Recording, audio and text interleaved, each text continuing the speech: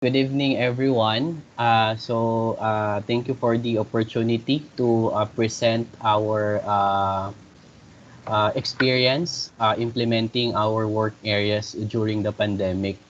This is not possible without the collaboration and effort of our mentee Danang and also of Miss Yoli and Miss Mai who keeps and continuously guide and monitor our progress and action plans. So my name is Jojit Velasquez. I am the Corporate Strategy and Business Development Head of Manila Water Asia Pacific. I am the lead, the assigned appointed lead for this particular project. And we have different mentors from Manila Water as well. So the COVID pandemic have really made our operations in Manila quite difficult. And I think one of the key strategies, I'll move to my next slide. And these are some of the key strategies which we can attribute perhaps the quite successful progress of our work areas. So we have four work areas. This is customer service, NRW management, asset management, and human resources. I think what makes us successful implementing the action plans is we have formed dedicated teams for each working area. So on our part as the mentors, we assign a dedicated manager whose expertise is aligned in the specific work areas. This is further strengthened by the support of our colleagues, Miss Mai and Miss Yoli, so that we can really provide the guidance and mentorship to the Nang. So I think that works well, especially during the pandemic that we all have our schedules full, jam-packed, but we have different working streams working simultaneously together. The next strategy would be revisit activities and agreed on steps and action plans.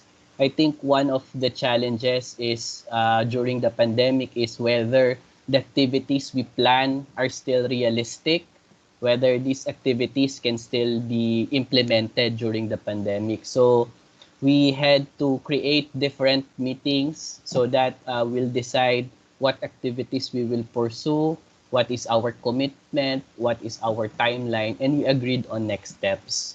Actually, there are some activities which we revamped totally, which we think at this point are not responsive to the needs of our mentee.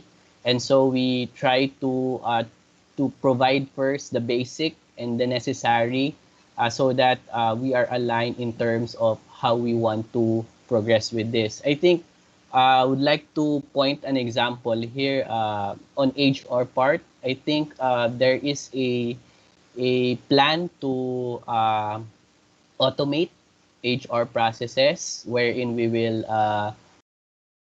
purchase a software so will be automated. But when we try to assess and evaluate, we still need to first clean up the data, make sure the role profiles are and the responsibilities, job orders are clean, are in order before we even proceed to that. So we kind of rearrange the steps so that we will be more aligned and the plan is sound. And I think we adopted a lot of online and virtual meetings to keep the communication open. I think I will really give the credit to our colleagues in Waterlinks for really pushing us and our mentees to really collaborate, because there's times where as mentors, we are really busy with our set of responsibilities in Manila Water. But I think the constant communication, follow-up, openness have really created a strong working relationship with our with our mentees.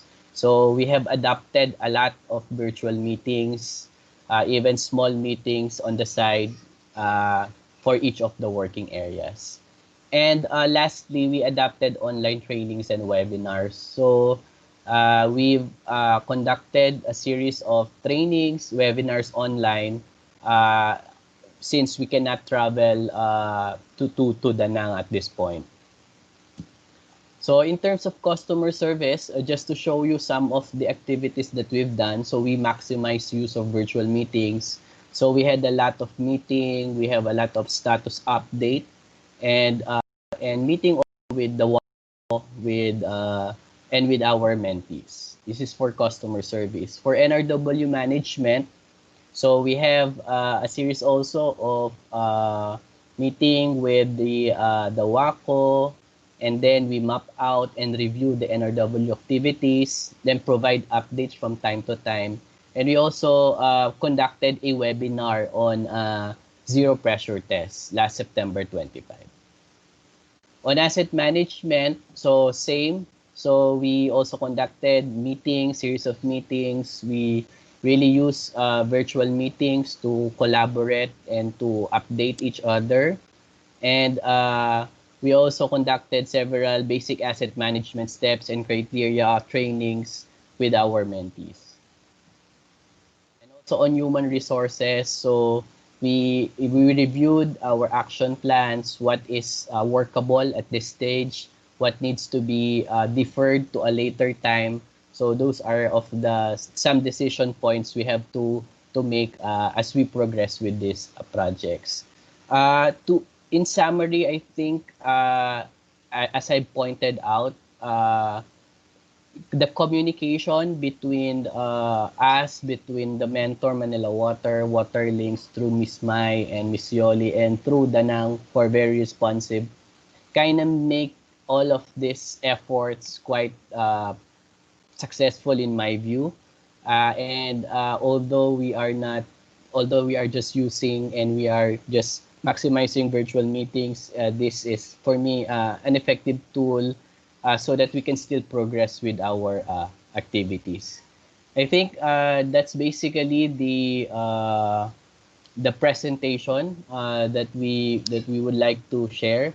We now open the virtual floor for any questions or for any insights and inputs that the team might want to raise. Thank you very much. Thank you very much for your presentation. So I take it that, yeah, it was really a great help that Waterlinks was really involved in the facilitation and was able to mobilize the different teams, facilitate those online meetings, online trainings. We said also that both from the mentor side and the mentee side, you split in specialized teams, which met very frequently virtually. I would like to see if there is some questions from the floor on specific aspect of your mentoring. I have one. I will start, and it will leave some time for other people to come up if they have some question. You mentioned that you had a training on zero pressure management. Yes. And Yes. okay, I am curious about two things. First, did you already have some training material on this? And secondly, and correct me if I am wrong, but I had thought that this type of training would require manipulation on the of valves and types on the ground itself. So how did you manage to have it only online? Uh, Hi, Anne. Yeah, actually, that was the apprehension of the team when we decided to conduct this webinar. Maybe I would request Miss Mai or Miss Yoli if I think they attended the zero pressure the webinar. I'm not sure if it really helped them, the Danang team. Hi, Anne. It's Mai. maybe I don't know if the specific people from Danang are still there in the meeting room, but it would be good to hear from them. But I echo what Jojit has said, that there was this apprehension, but we decided to go ahead with it in any case because we determined that the level of capacity of Danang is quite high. Da Nang is a major city in Vietnam, and they do have a lot of capacitated staff, and a lot of um, we felt that they have done this. They have done zero pressure tests before. They just needed more guidance in improving that. So they felt, and we all felt that they were ready for such an online training. And in fact, testament to how successful the training is, they will attempt a zero pressure test themselves in November, following the training that was presented, but that was done by Manila Water. How it will look like, how it will, what the results will be, we will see. But we also intend to repeat the training in field as soon as travel is allowed in 2021. Okay, thank you very much for that response.